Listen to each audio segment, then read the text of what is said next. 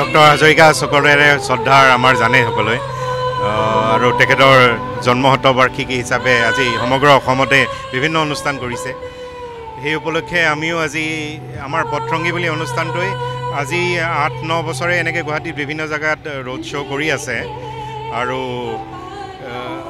আমাৰ মানে যোনটো আমাৰ উদ্দেশ্য হৈছে এই পথৰংগী অনুষ্ঠানটো, সেইটো উদ্দেশ্য হৈছে যে আমি ষ্ট্ৰীট মিউজিক যোনটো concept in fact doctor Bhupen Hazarika আৰু জয়ন্ত হাজৰিকা একেলগে আনিছিলে, সেইটো প্ৰমোট কৰা আমাৰ এটা উদ্দেশ্য এটা আছে। আৰু সকলোৱে যেন মিলি চিলি মানে সংগীতটো যেন খালি ষ্টেজ আৰু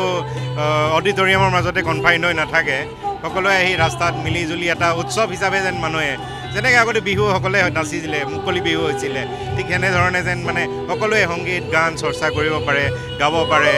আৰু সংগীতটো কাৰণ অকল আমাৰ ভালপোৱা এটা বস্তুৱেই নহয়, এটা আমাৰ জীৱনৰ এটা অংগ হয়। আৰু সেই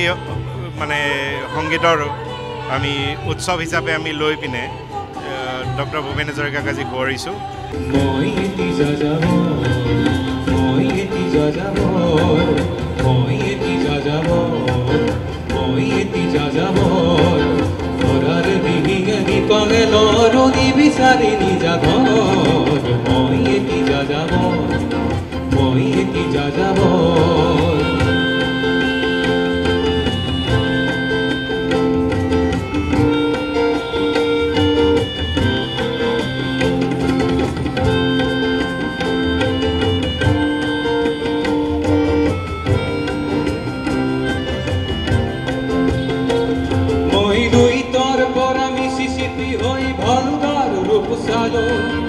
অতুয়ার পরা অস্ট্রিয়া হই পেরিস আমতি নলু